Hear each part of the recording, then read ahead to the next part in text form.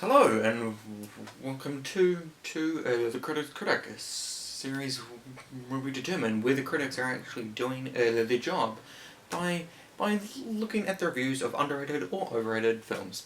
And we're starting off controversially with the Phantom Menace, because there's nothing quite like killing your YouTube career before it's even started.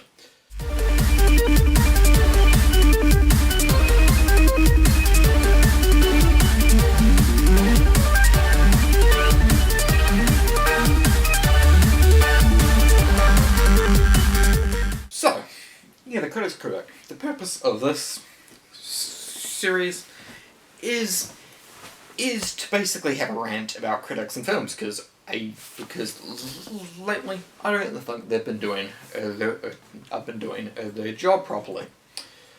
So I either take an underrated film and show why the critics unfairly hate it, or take an overrated film and explain why the critics, in the popular opinion, are putting it up on an undeserved pedestal.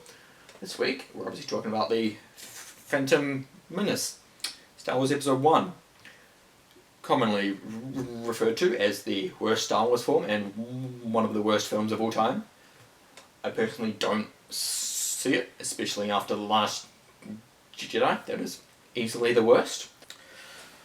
Our first review today comes from Screenrant, known for their clickbait trash YouTube videos, so hopefully their reviews are a bit better. It starts off by just introducing the prequels, which we all know as they exist.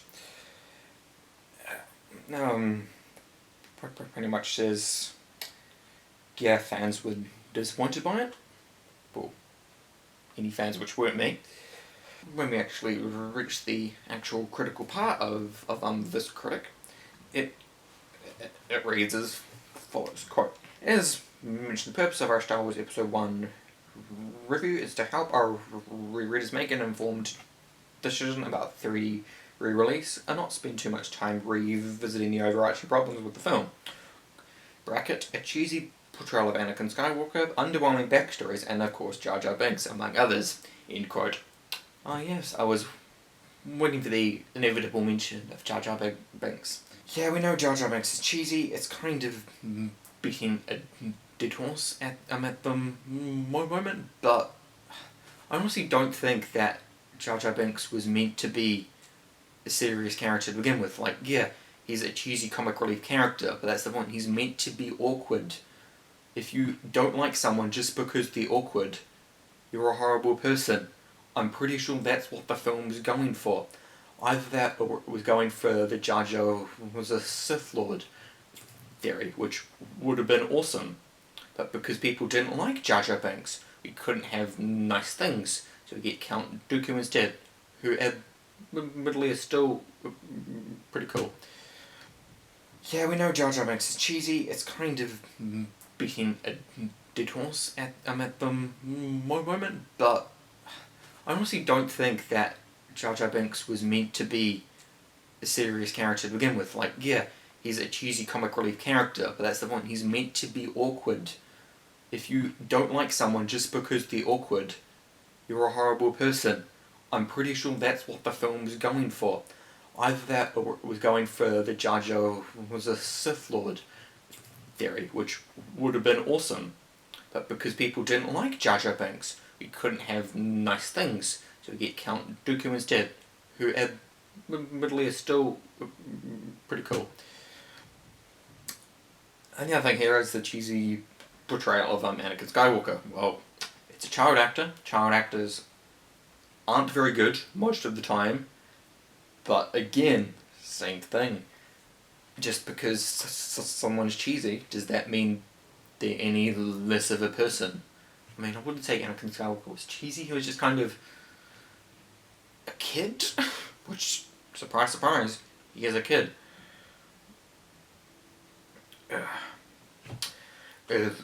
Anyway, Ben carries on by going, quote, "Even with a few enticing 3D visual sequences, it's hard to look past the features of the prequel trilogy storylines, and episode 1 is still arguably the most bizarre of the bunch. Remember midichlorians? Following 9-year-old slave boy Anakin Skywalker, after a chance encounter with Jedi Masters Qui-Gon Jinn and Obi-Wan Kenobi, as well as the captivating and significantly older Queen Amidala. That said, the larger overarching story beats, such as the Darth Maul encounters and the Trade Federation dispute, which leads to the Galactic War, may for some viewers be a bit more interesting this round, now that we know how exactly the events ultimately played out. End quote. So yeah, this is a review of the 3D version of the film, because somehow that will change your opinion on the film, and not just watching the film a second time. Because most people I've heard have only watched this film once, and then they've devised their whole opinions from watching it once. I kind of think you need to watch a film multiple times to really understand it. Yeah, you can have an opinion on the film the first time you've watched it, but it really takes multiple viewings to understand the intricacies of it. But anyway, this makes just large, sweeping statements about things that have already been established as wrong with episode 1, like the midichlorians, which I'm not bothered by. It's like, it's giving some explanation to the Force, like, it might be a very bad explanation, but yeah, it's an explanation, you can safely ignore it, and basically nothing changes. The only thing it introduced was that people can be born sensitive to the Force in different ways, which we kind of already knew from the original trilogy. And yes, it mentions the weird age gap between the love story in episode 2, which I might get to if I do episode 2, but yeah, that's probably my least favourite Star Wars film as well, because of the love scene and its weird age gap, and the cheesy acting, but that's a different film. And it mentions something about Darth Maul encounters and then the Trade Federation dispute being more interesting. I thought those were two different tones in the film. I'm pretty sure people didn't complain about the Darth Maul encounters, but they complained about the Trade Federation disputes being boring, which everyone keeps bringing up as, episode 1 is boring, there's too much politics. How do wars start? Politics. May not be boring, but that's kind of the point on how a big galactic war can start out of something so trivial. It's a step up from the sequel trilogy, which has no reason for the First Order existing, no explanation as to how this war started in the first place. Whew. Yeah, but Darth Maul is still easily the best part of this film. I mean, the lightsaber fight at the end of the film, if you don't enjoy that, please come and tell me, because you were wrong. Anyway, that's kind of all of the interesting parts of this review, apart from it saying how the 3D release doesn't really change the film that much, obviously. But yeah, it wasn't a very original review, just recast the commonly held opinion. Wasn't very inventive.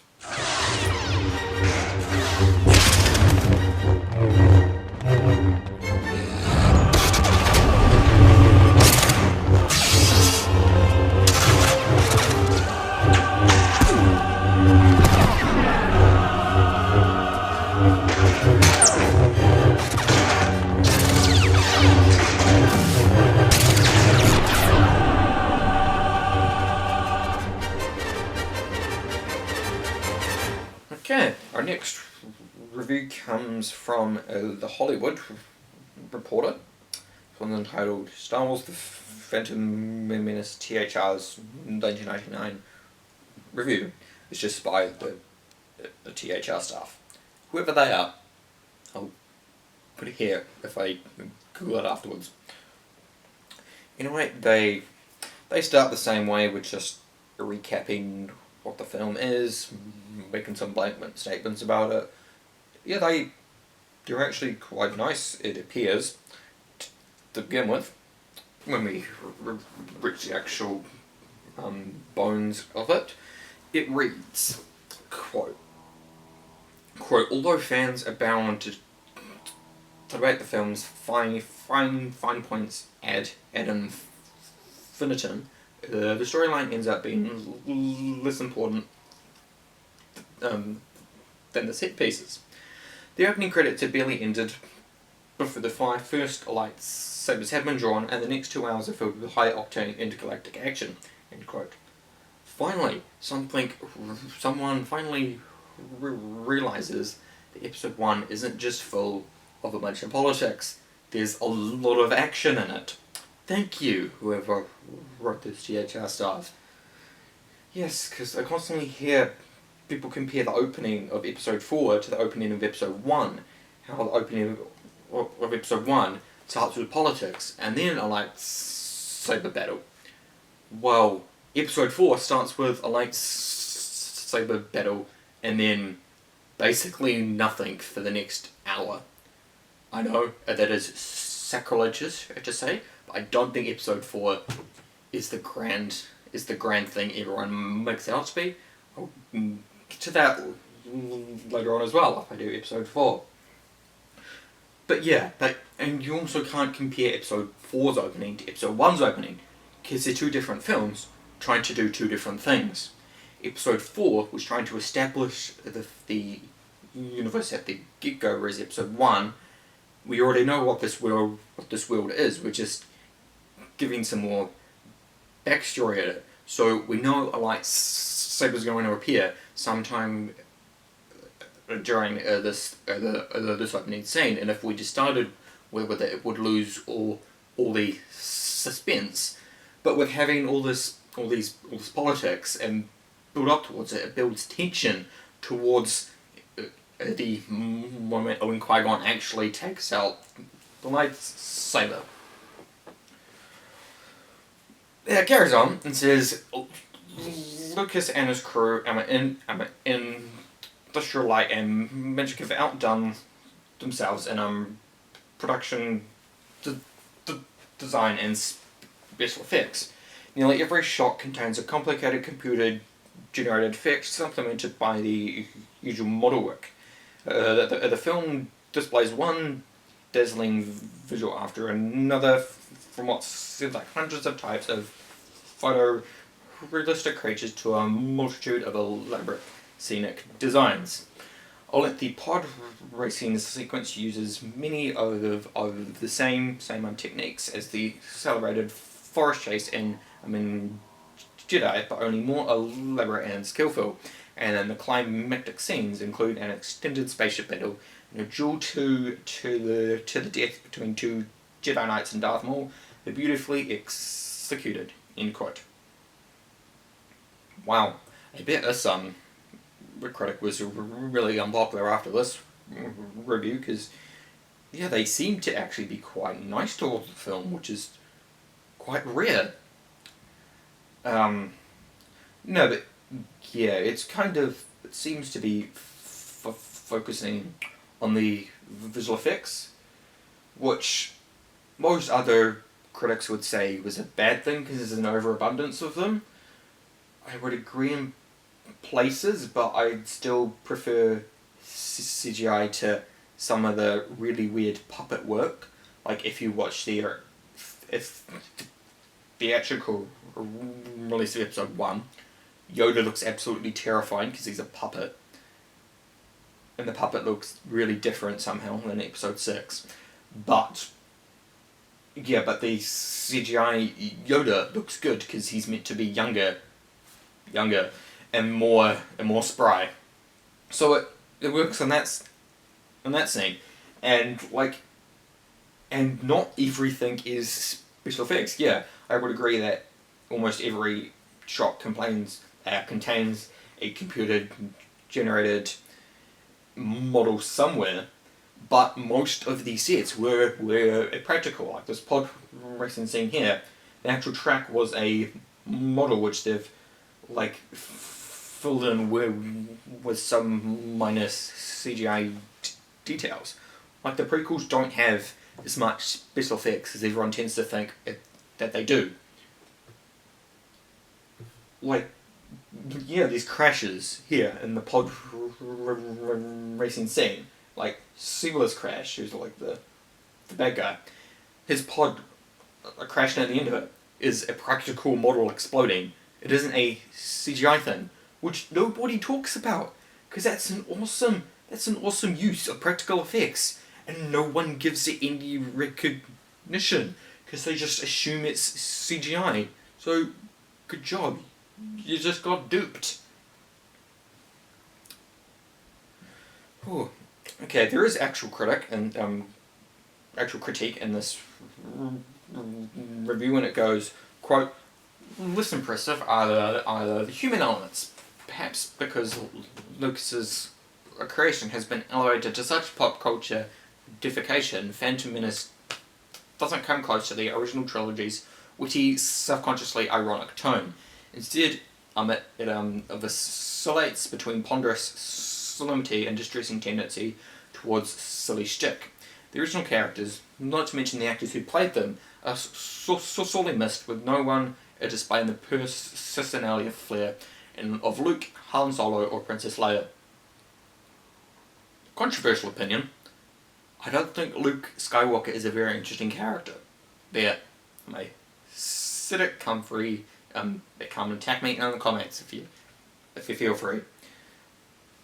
I kind of enjoy Anakin as a bit of protagonist, not just because we knew he was going to become Darth Vader, but because he has a clearer internal conflict in him. Like Luke Skywalker is kind of a boring internal conflict of like, oh yay, I have like the Force, I want to use this for good, where Anakin Skywalker has to realise that the Jedi aren't actually the good guys, and they do some pretty horrific things with the Force at times, which is a lot more interesting and engaging. I mean, yeah, he doesn't have it in this film, to be honest, but I would argue that Anakin Skywalker isn't the main character in this film. Qui-Gon and Obi-Wan are. And come on, Liam Neeson as a Jedi. How can you not enjoy that? That's awesome. I mean, this paragraph just used a whole heap of big words to try and confuse me.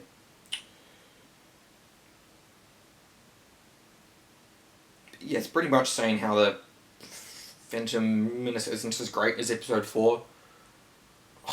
I think just partly just people are still really nostalgic over Episode 4.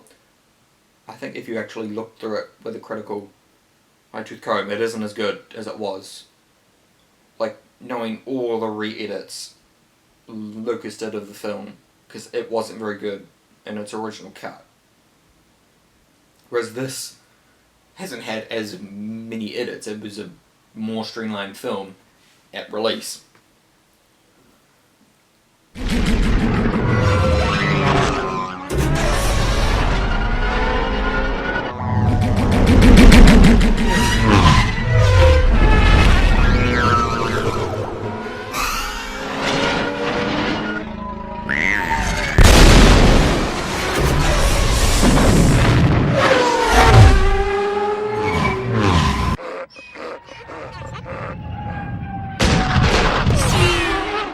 Looks like a few Tusken Raiders are camped out on the Canyon Dune turn.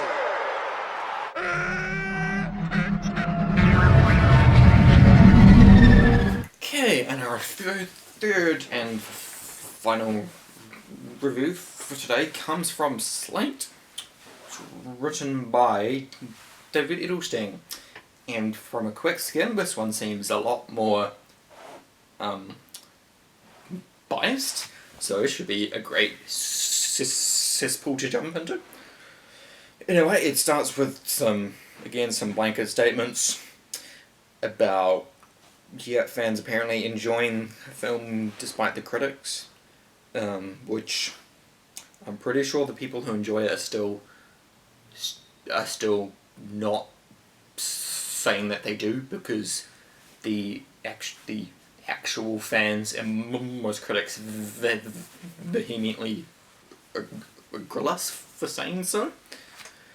But I would say all three of the Star Wars prequels aren't nearly as bad as everyone makes them out to be. So yeah, yes, I do. Yes, I would say that the film is good in spite of what critics say. He's kind of saying how we're just kind of finding good stuff in the film and using confirmation bias to justify us liking the film. Well, it's better than just going through and nitpicking everything, David. He says that he also wanted to love the Phantom Menace as well, which I don't believe. But when he actually gets into it, he says, quote, "The first thing that will strike you is that George Lucas, who wrote and directed the film, has forgotten how to write and direct a movie. Having spent the 2 decades since the original Star Wars concocting skeletons of screenplays that other people flesh out and overseeing productions that other people storyboard on stage, he has come to lack what one might Michelangelistically term the spark of life. If the first Star Wars was a box of Cracker Jacks, that was all the prizes. The Phantom Menace is a box of Cracker Jacks. That's all diagrams of prizes. It's there on paper, but it's waiting to be filled in and jazzed up." I don't really see the metaphor here. It's a pretty awkward metaphor. I was kind of just saying George Lucas is at like the end of his rope. He doesn't really know what he's doing. I would disagree. I would say he knows what he's doing in the prequels more than he knew what he was doing in the originals. Because he knows where he wants to go with the prequels. He knows that it will lead up to Anakin Skywalker's betrayal and turning into Darth Vader. He didn't really have any ideas for the original 3 films. I'm pretty sure he didn't have plans for Episode 6. Anyway, he carries on by going, quote, "Advanced word has been cruel to the actors, but advanced word has it only half right. Yes, they're terrible, but Neeson, McGregor, and Portman not terrible actors. They've just been given scenes that no human could be expected to play. As a sage Jedi Master called on Qui-Gon Jinn, Neeson must maintain a Zen-like detachment from the universe around him. Probably not a challenge when that universe will be added in later." Well, David, you contradict yourself here on this thing. You say up here that they aren't terrible actors, but down here you're saying McGregor utterly fails to act like a young Alec Guinness. So, which is it? Are they bad actors? Are they okay actors? Or are you simply making stuff up to nitpick the movie? Like, yeah, the dialogue is uncheesy in places, but it isn't worse than the originals. Because if you remember, Alec Guinness, Obi-Wan, in episode 4, requested his character to be killed off because he wanted to stop saying rubbish lines. That's a direct quote from him. So, yeah, people thought that the original was also cheesily acted. So, we might look back on this and say, 20 years time, like I'm doing now, and say the acting isn't as bad as we think it was. And yeah, I think he's hinting at the CGI being dumb, especially with the quote fish-faced Federation officers, which is a bit racist, but okay. And I'm pretty sure they weren't CGI though, those things. I'm pretty sure they were practical masks. So the earlier quote about being added in later by computers is kind of wrong, because most of the things Qui-Gon interacts with, bar Jar Jar Binks, are practical. Oh, and that flying blue creature. Most of the other characters are actually there, practical effects. Like, I mean, Jar Jar was still there as like a person with stuff on them to have this CGI added on, but you're just making it sound as if they acted in front of a green screen the whole time, which was wrong. That was the Force Awakens. That was a different film. In here, they actually had a whole heap of practical effects. Yeah, this review is quite extensive. It kind of goes through the entire film. Gives us a play-by-play, because the reviewer thinks he's pretty hot stuff.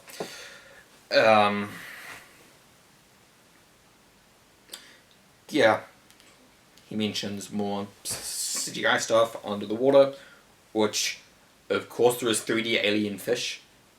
How many 3D alien fish do you see swimming around? And it isn't exactly easy to use a puppet underwater. Yep, he praises R2-D2, saying, random quote, oh, at last, a character with the potential for intimacy. I'll just repeat that. At last, a character with the potential for intimacy. They think a droid is the best character in The Phantom Menace. A droid who can't even speak. Like, they're just having a joke at this point. Like, obviously Darth Maul is the best character. No, I'm just joking. But there is plenty of character in the film. Like, if you go through, you'll see numerous different conflicts with the characters, different character development and journeys. Like, but no, R2-D2 is apparently the only character with any of that, because his character does develop, or has an arc, or can even have lines to speak. Whew. Anyway, there's still heaps of this review, but I'll probably just read the next bit of it, because it seems to just be the same tripe.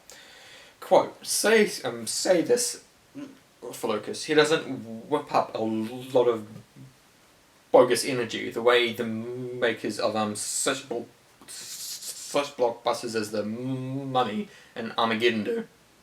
Oi. The Mummy's actually great. Anyway, it's as if he conceived the Phantom Menace as a Japanese no pageant, and has purposely deadened his actors, directing them to stand stiffly in the dead center of the screen against match paintings of space or some futuristic metropolis, and deliver lines alternately formal or bemusing. Quote, this is an odd move for the Trade Federation, unquote. What's wrong about that line? That's just an observation. That's not a cheesy line. I don't understand the criticism here. Like, if it was the sand line from episode 2, I would understand, but this isn't. That's just a basic observation. Anyway, carrying on. Lucas considers himself an independent filmmaker and an artist of integrity. Had he not been such a pretentious overlord, a platoon of screenwriters would doubtless have been engaged to rewrite him and make the movie halfway human. Do you mean Disney? Because they're now the overlords of Star Wars, and look what they're doing with the franchise. But why did you put independent in air quotes? He is independent, like, he does what he wants. That's why everyone seems to hate the prequels, because he just did what he thought was the best for the franchise. Oh, carrying on. Buddy specialists would have punched up with the Qui-Gon Jinn / Obi-Wan Kenobi badinage, and a black dialogue specialist would have given the comic relief character Jar Jar Binks a man-sized dinosaur with pop eyes and a vaguely West Indian patois, something fresher than "excuse me" and a lot of Butterfly McQueen style simpering and running away from battles. Those of us who complain about the assembly line production of blockbuster scripts need an occasional reminder that assembly lines can do much to make MP3 machines more lovely. Right, so I see what he's saying. He's saying, is he? Seems to contradict himself. He's like, he doesn't whip up heaps of focus energy, as if that's a good thing, and then further down he's like, it isn't lively, so I don't get his point here. I don't think he does either. But again, he brings back Jar Jar Binks, because that's a totally original criticism. And again, I've already spoken about him. He's meant to be the fool. He's meant to be kind of, well, a lot, like, dumb. But that's the point. Like, if you just hate Jar Jar Binks because he's awkward, you're a horrible person. There are awkward people in the world. Are you just gonna think that they're horrible people as well? Like, and yeah, I get it. He's, like, not the most interesting character to listen to. But he is cheesy, purposely. But yeah, he is kind of more aimed at kids, because I guess Star Wars had got a bit too dark over the last ones. They were adding in a character who was like, oh yeah, this character's like a cheesy kid's character, and I don't mind that. It doesn't really take away from the script a lot. And I like the comment the guy makes here about a platoon of screenwriters would doubtless have been engaged to rewrite him and make the movie halfway human. I mean, it's more than halfway human, and from past experience we know when you have a whole group of writers rewriting a film, it totally comes out great, like Justice League, or there's a plethora of other examples which I can't think of at the moment, but they do exist. Whereas if you just have one person writing a script, keeping with what they think is the best, they will have a vision over the whole film which will carry on and not disrupt any of the tone. And yeah, I know, like, Lucas's early script for episode 4 was absolute tripe, but he's learnt from those mistakes after the 3 original films. So, and this is actually him knowing how to write a script. I know it is different from your conventional script. It's a bit awkward in places, but I would argue that awkwardness is part of the characters. I'll get more into that if I do episode 2, an awkwardness of Anakin Skywalker. But for now, I can't carry on with that review, whatever that was. So anyway, this video is probably maybe extremely unpopular, but hey, I don't particularly care. This is my opinion. So yeah, if you enjoy this, I'll be doing this series regularly. I don't know how often. If you have ideas for films I could do, like either overrated films or underrated films, put them in the comments. Yeah, let's put them in the comments. And I'll have a look. Until then.